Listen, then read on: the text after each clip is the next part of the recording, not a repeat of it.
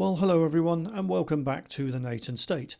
I'm Charles Nathan, once again shining a bright light into the dusty broom cupboard of democracy and trying to at least catch a glimpse of what's running for cover.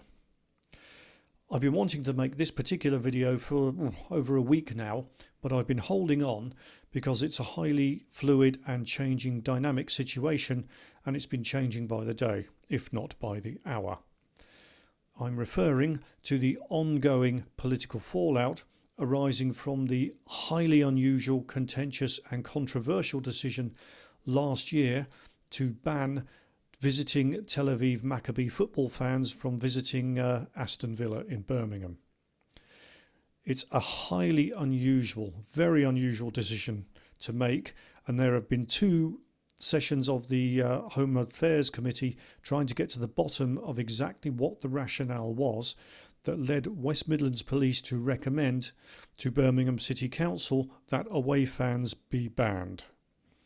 This is extremely rare and it hardly ever happens, and so given the contentious political nature of it, people were asking a lot of questions, and rightly so. The reason I'm making this video today is that in the last hour or so it has been announced that the embattled Chief Constable of West Midlands, Craig Guildford, is in fact leaving his post with immediate effect. Now, if anyone's thinking that means he's been fired or he's honourably resigned, think again. Apparently he's actually retiring, which presumably means he's going to keep his entire bloated police pension, which all of us are going to be paying for the rest of his life. Bearing in mind he's only 52, that could be for a very, very long time.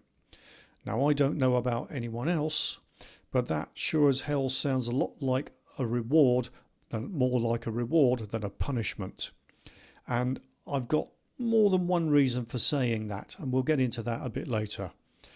Now, the Chief Constable had been trying to hold on to his position, but given that the Home Secretary stood up in the House of Commons a couple of days ago and said publicly on the record that she didn't have confidence in him, well, it was only a matter of time before, one way or another, he'd left his post. So first of all, let's just have a look at a couple of the things that the Home Secretary said, and then we'll comment on them, and we will get into the evidence that the Chief Constable and others gave, because it's a bit interesting when you get into the nuts and bolts of the Home Affairs Committee. All is not quite as it seems, I think. Sir Andy's findings are damning. There is no other way to describe them. The force, we now discover, conducted little engagement with the Jewish community and none with the Jewish community in Birmingham before a decision was taken. As Sir Andy himself says, it is no excuse to claim, as the force now does, that there were high holy days during this time that prevented this engagement. Most concerningly, Sir Andy describes an approach taken by West Midlands Police that he characterises as, and I quote, confirmation bias. This means that rather than follow the evidence, the force sought only the evidence to support their desired position to ban the fans. This saw West Midlands Police speak to Dutch police following a game in which there had been fan violence, while failing to speak to other countries, Greece, Ukraine and Denmark, where Maccabi Tel Aviv had played more recently and more peacefully. The West Midlands Police engagement with the Dutch police is one of the most disquieting elements of Sir Andy's report. The summary, provided as evidence to the Safety Advisory Group ahead of their crucial meeting on the 24th of October, was inaccurate. Claims including the number of police officers deployed, links between fans and the Israeli Defence Forces, the targeting of Muslim communities, the mass tearing down of Palestinian flags, attacks on police officers and on taxi drivers were all either exaggerated or simply untrue. In his report, Sir Andy is clear that the validation of intelligence conducted by the force was a cause of significant concern, that record-keeping within the force was poor, and he was especially concerned about the handling of sensitive information that should never have been shared without redaction. Sir Andy also points to a series of public statements from West Midlands Police that we now know to have been misleading. He shows that the police overstated the threat posed by the Maccabi Tel Aviv fans, while understating the risk that was posed to the Israeli fans if they travelled to the area. Now, for someone like Sir Andy Cook, the Chief Inspector of Constabulary, to use that kind of language in his interim report to the Home Secretary, the evidence must have been pretty bad. And believe me, as I have sat through both sessions of the Home Affairs Select Committee, it is. Basically, the information had to be dragged kicking and screaming out of all the West Midlands police officers, and the council weren't all that helpful either.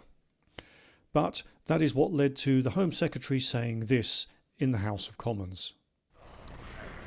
I know better than most that West Midlands police officers do their duty bravely day in and day out. Sir Andy's report does not argue that the entire force is failing. But what is clear from this report is that on an issue of huge significance to the Jewish community in this country and to us all, we have witnessed a failure of leadership that has harmed the reputation and eroded public confidence in West Midlands Police and policing more broadly. Faced by a game of such importance, the Chief Constable of the force, Craig Guildford, should have ensured more professional and thorough work was done. As Sir Andy himself says, the shortcomings detailed in his report are, and I quote, symptomatic of a force not applying this necessary strategic oversight and not paying enough attention to important matters of detail, including at the most senior levels. The ultimate responsibility for the force's failure to discharge its duties on a matter of such national importance rests with the Chief Constable. And it is for that reason that I must declare today that the Chief Constable of West Midlands Police no longer has my confidence. So there you have it. Some very robust language indeed from the Home Secretary standing there at the dispatch box. Now, anyone who knows anything about politics knows there are some words you want to be careful throwing around, and leadership is one of them, because you never know when it might come back to bite you in the arse. And in fact, sometimes it comes back a lot quicker than you think it might. Now, there was Shabana Mahmood talking about a lack of leadership. But let's go back to the Home Affairs Committee and see what the Chief Constable had to say back on the 6th of this month. You'll find this quite interesting. So just moving on to engagement with the Home Secretary, what was the response, and this is addressed to the Chief Constable, if I may, what was the response of the Home Secretary after you indicated to her on the 8th of October that the no away fans was the working assumption of the SAG? Yeah, subject to the SAG's decision. Yeah. That the Home Secretary's response was that she noted that. She didn't give a specific response. Once I'd given the information. No levels of concern were raised by the Home Secretary, just that it was noted? Yeah, it was at the end of a meeting which was all to do with protest, which the Metropolitan Chiefs were on and I sat on, and the Chief HMI sat on as well. So it wasn't a a long conversation back from the Home Secretary. It was a meeting around protest, and she noted what I said to her. Okay, so that was noted in the meeting or in the engagement that you had with her on the 8th of October. The decision was made on the 16th of October, so a period of time between those two dates. Was there any further communication from the Home Secretary or number 10, the Prime Minister's office, in relation to any concerns being raised around the fact that there may not be any fans permitted to attend on the basis of the SAG? There was no further correspondence. I've hopefully supplied you with details of the correspondence that was relevant, because I think in Chief Constable Roberts' submission there was a couple of emails, and I think we've done the same as well. Despite the narrative that's come out from the government, there was no concerns that were raised to West Midlands Police in that period of time, even though we've heard in the evidence session now that there was counter-protests from the far right as a result of a ban being put in place. There was nothing direct to ourselves, no. Now, that is interesting, isn't it? According to Craig Guildford, the Home Secretary did know that this highly controversial decision was incoming, but she didn't seem particularly interested. Then, a while later, she's there at the dispatch box saying that it was Craig Guildford who showed a lack of leadership. Now, you can argue the ups and downs and ins and outs of whether Home Secretaries can interfere directly in policing decisions. But, be that as it may, she is still the Home Secretary. She doesn't appear to have asked for more information, gone to any meetings, demanded to see the intelligence on which the decision was going to be based. She didn't appear to offer any resources. In fact, she didn't seem to lift a finger to do anything to try to mitigate this situation and make sure that the Tel Aviv fans could travel to the game, or at least travel to Birmingham or see the game in some respect, rather than an outright ban. And I think it's a bit rich for her to be standing up there at the dispatch box now, being full of all thunder and indignation that this decision was taken, and it was taken on highly questionable information. It was, but then she went out of her way not to avail herself of any of that information, and that's how we came to be. Now, what I have noticed is with this particular Home Secretary, it's early days, she's not been in the post that long, but we are starting to see a bit of a pattern emerging. We're seeing a lot of tough talk, a lot of tough rhetoric. We're seeing white papers and position papers flying around about toughening up immigration rules and raising thresholds for earnings and not having confidence in chief constables who take controversial decisions. But on the end of all that, we're not actually seeing a lot of action from this Home Secretary. It does appear to be all fire and fury signifying nothing. Now, we'll wait and see. Obviously, even if you are the Home Secretary, you can't just snap your fingers and expect things like immigration policy to turn on a dime.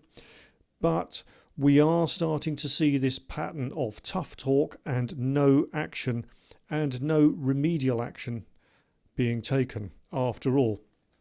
Okay, Craig Guildford's gone, but he's gone with a full pension, and I wonder if in the end that was the price for his not kicking up a fuss and not dragging it into the public eye anymore.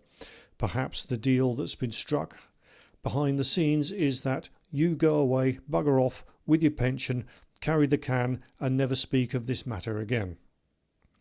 That may sound extremely cynical, but I've been following these things long enough to know that it wouldn't be the first time. As for the Home Secretary, well, the situation's past now. The match has happened, the fans were banned, and so there's nothing you can do to make sure that situation never occurs again. It's been and gone. It's too late. So what does it matter if there's a bit of political fallout when you can blame the Chief Constable? That, as I've said, may be a very cynical view, but time will tell and we'll see if I was right. Don't hold your breath, it'll take a while. But eventually the truth will leak out one way or the other. So that's it today. Thank you very much for everyone who's watching these videos, who's liking and subscribing. And thanks again for everyone who's dropped a bit of feedback on my first video. I've been looking at it, I've been taking it on board, and it's a process of ongoing improvement. I hope this one's better and the next one should be better still. Thank you all for your support, and I'll see you next time. Take care.